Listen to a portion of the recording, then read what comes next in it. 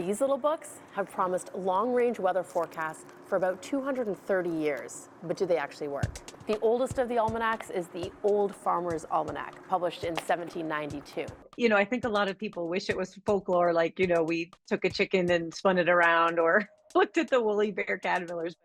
And that's what I assumed too, that it was folksy wisdom rooted in observational truth, red skies at night, that sort of thing.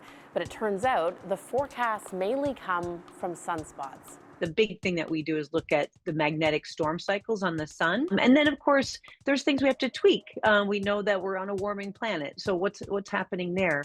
How warm are the oceans? How cold are they? What's the polar vortex doing? We've been working with a team at AccuWeather for 40 years. And so they use our proprietary formula that takes into account the sunspot activity to make those long-range forecasts. Now, sunspots do signal increased solar magnetic activity, but their effect on Earth's weather is tiny compared to factors like greenhouse gas emissions.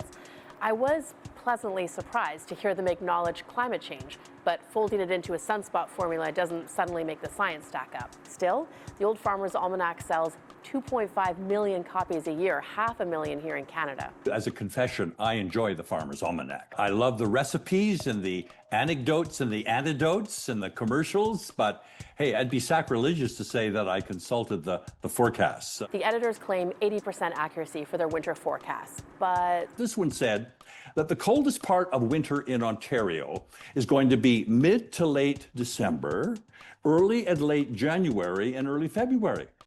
Hey, they've got the weather covered for the entire winter. How can they be wrong? Independent checks show that when they do get specific, accuracy hovers near random chance. Meanwhile, science-based seasonal outlooks rely on ocean signals, decades of data, supercomputer models. They're improving, but only about 60% accurate with less detail. Seasonal forecasting is tough for everyone. But the thing is, people might not be looking for that kind of accuracy from an almanac.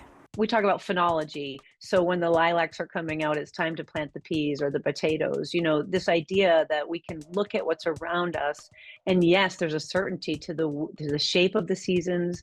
And I think that is what people are craving, is this idea that we are part of something larger. We're all connected by this earth. We're looking out for her. And we do that in different ways. Whether it's a 200-year-old book or a weather app that you're checking for the long range, the key is staying connected to the natural and warming world around you.